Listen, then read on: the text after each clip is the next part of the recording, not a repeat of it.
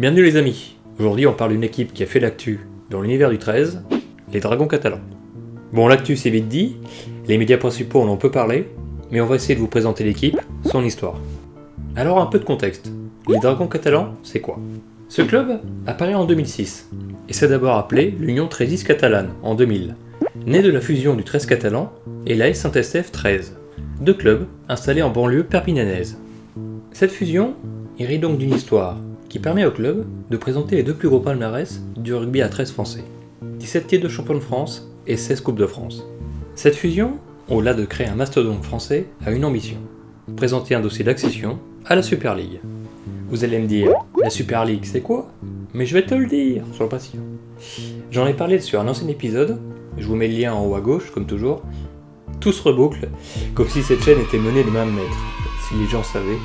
Enfin bref, la Super League a succédé à la Rugby Football League en 1996 et nous vient d'Angleterre, comme tu as pu le deviner. Ce championnat, disputé tout d'abord entre clubs anglais avant 1996, s'ouvre à d'autres pays. On peut y compter le premier club français, le Paris Saint-Germain Rugby League. Et oui, le PSG a eu un passage au 13, très court hélas, le club a disparu en 1997. Ne confondez pas avec le PSG actuel, il est arrivé des Qataris au foot, ça n'a rien à voir. Enfin presque, les deux clubs ont perdu des matchs en Angleterre, mais c'est un autre débat.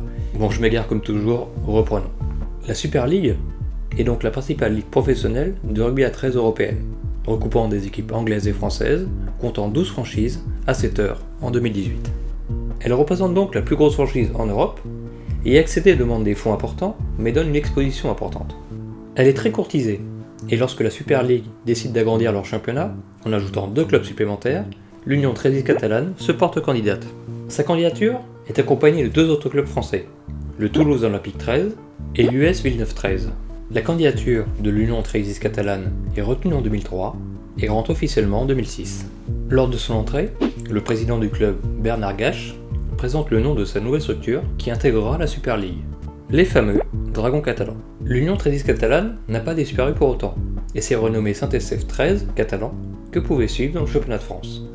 Maintenant, revenons sur le lien avec l'actu de cet été.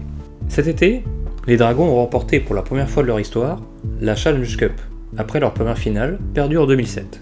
La Challenge Cup, c'est par comparaison, et pour vulgariser, le même fonctionnement que la Coupe de France en foot. 85 clubs, professionnels et amateurs, qui s'affrontent en élimination directe sur 9 tours de compétition.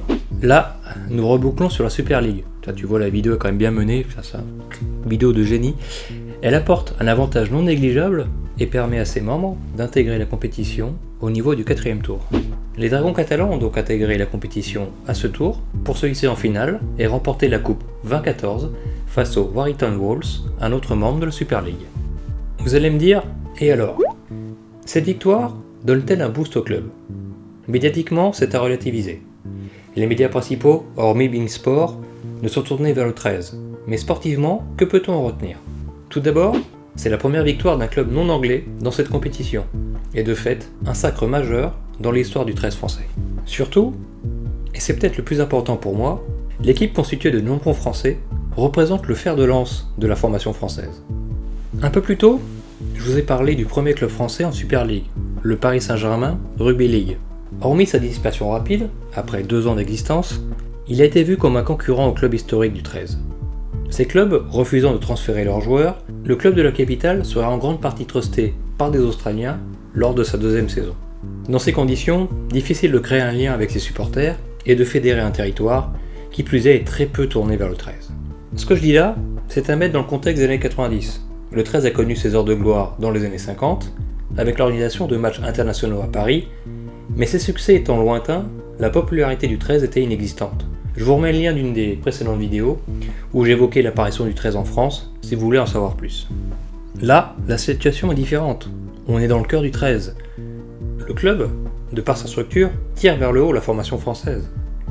Son équipe est composée de joueurs étrangers, mais pas seulement.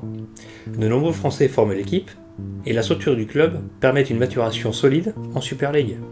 On peut noter par exemple les joueurs, le capitaine, Rémi Castille, Benjamin Garcia, Royan Bousquet, Fouad Aya, Thibaut Margalet, il y en a plein d'autres, je vous laisse regarder la fiche de composition du club. Ainsi, L'équipe première, suivie de ses U19, son équipe réserve, son centre de formation, permettent au club de porter les espoirs du rugby français, une sorte d'étendard. Alors, quel est le bilan général? Ce succès, et c'est une vision purement personnelle, peut représenter la première pierre concrète d'une renaissance d'une équipe internationale. Comme on l'a vu, cette équipe tire vers le haut la formation française. Elle s'oppose à ce qui se fait de mieux en Europe et nous donne et donnera dans le futur une génération de joueurs capables de gagner des matchs internationaux. D'autres clubs français ont vocation à être candidats à la Super League, on peut noter le Toulouse Olympique 13, qui a toutes les qualités pour y accéder et pourrait renforcer cet élan. Enfin, toutes ces bonnes nouvelles me font espérer pour l'avenir du 13 en France, et vivre une sorte de second âge d'or de ce sport dans les années à venir. Merci d'avoir regardé. Comme toujours, le petit like des familles qui fait plaisir, l'abonnement si c'est pas encore fait, partage la vidéo si tu as aimé, enfin tu connais tout ça. Je le répète souvent, et pour paraphraser AstronoGeek, ça aide vraiment la chaîne à se faire remarquer. Merci à vous, on se retrouve pour une prochaine vidéo, ciao!